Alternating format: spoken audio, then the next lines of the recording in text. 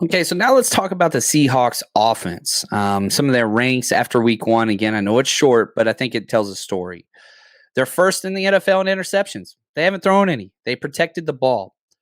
And under their entire offensive blueprint is high efficiency, dink and dunk, stay ahead of the change, small, consistent run game, run game. That's it. They don't take shots. They really, really are. One pass attempt went more than 20 yards. Very similar.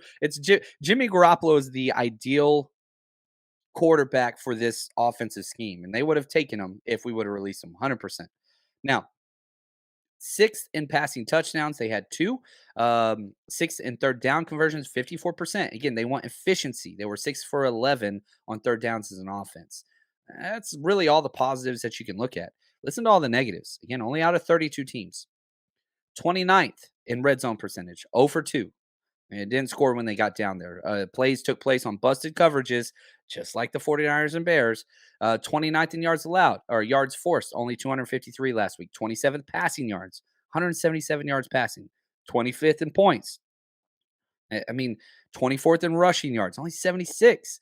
21st in DVOA offensively. There's not a lot there. Now, DK Metcalf is by far and away the best player on this offense, and it's not close. Next up would be Tyler Lockett.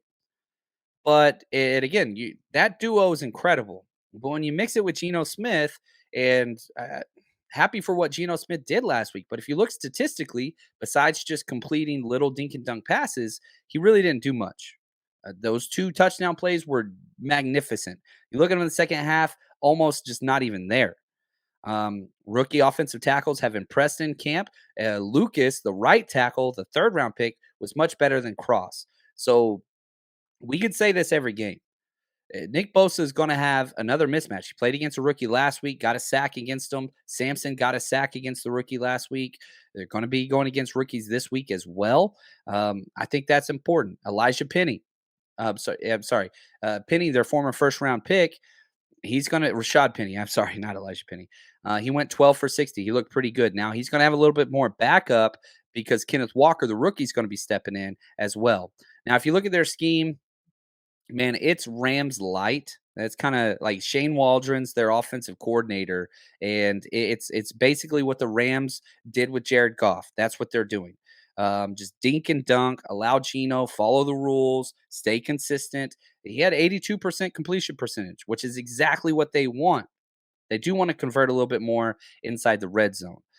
Everything short when you look at their tendencies, only one pass over 20 yards. And Geno favors is right. I've always felt this way. I remember when he was at West Virginia, I saw him play. Went to a Longhorn game. He beat us, by the way. 10 pass attempts outside the numbers to the right side, 5 outside to the left side. So again, I mean, he's a right-handed guy. He's going to favor that way, which is pretty typical. So who's the defensive left corner on the offensive right side? Yeah, Charvarius Ward. Why do you pay him the money and bring him in as a free agent so he can go against bigger wide receivers, namely DK Metcalf? Now, the one thing I will say is the Seattle Seahawks can dictate that matchup because we don't rotate our corners. We keep Ward on the defensive left and Mosley on the defensive right. So they can move him wherever he wants. So if you want him against Mosley, which we've seen a lot of 3 years in a row of Mosley versus DK, I'm fine with that matchup. I think DK, he's a hell of a wide receiver, but I'm not too concerned from an outside corner perspective on what that looks like. And so players, yeah, you got to watch those two wide receivers. Can't let them get behind you. DK Metcalf, Lockett, you got to tackle. Players to exploit, oh my gosh, the entire offensive line. It's a bad offensive line. Geno's mobile, and he will scramble to keep the plays alive, not necessarily to rush, but that's where it's got to take place. You've got to pressure, and we saw this. In the first half versus the Bears, you shut them down because the quarterback was under duress.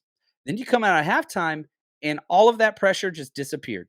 Disappeared. And when you got pressure, you didn't keep your running lanes. You allowed Fields to do this, and chunk it deep, blown coverages. That's where all their points came from. That and penalties. There's nothing the Seattle Seahawks could do to beat the 49ers. This is a 49ers win or a 49ers lose it type game, very similar to week one. They didn't respond correctly. They didn't answer the game correctly coming out at the half. It wasn't a complete game, and it cost them. You cannot have a bad first half, bad second half by the defense and a bad second half by the offense and expect to win any game in the NFL, even if it is the Seattle Seahawks. Somebody's got to step up. And if that happens, you win this game. Now, shout out to Anthony, Coach Cruz here. These are some of the fun connections between players and whatnot between the two teams. Tanner Muse and Ray McLeod played together at Clemson for 3 years back in 2015 to 2017. Spencer Burford, the starting right guard rookie for the 49ers, and Tariq Woolen, starting corner for Seattle. They played together at University of Texas, San Antonio. Seattle's long snapper who just went on IR, Tyler Ott, was Kyle Juszczyk teammate at Harvard. And D. Eskridge and Jalen Moore. D. Eskridge's second-round pick, wide receiver last year. Jalen Moore, they were both in their second year. They are both from Western Michigan, and we're teammates there, which is awesome. I freaking love that. Now, let's talk some bets. And again, just always want to say, our Patreon, we put up all of our bets. Last week, we would have done well. That Debo fumble, that hurt us. Elijah Mitchell injury, either one of those two things don't happen. 40, we hit in the positive last week, but we did finish negative last week, man, but we have crushed it overall, and I'm expecting a lot back this week. I'm excited about this. Now, the betting lines, which tell a story. Vegas money is usually one of the most accurate predictors out there of anything. 49ers are currently on mybookie.ag. Use promo code 49ers.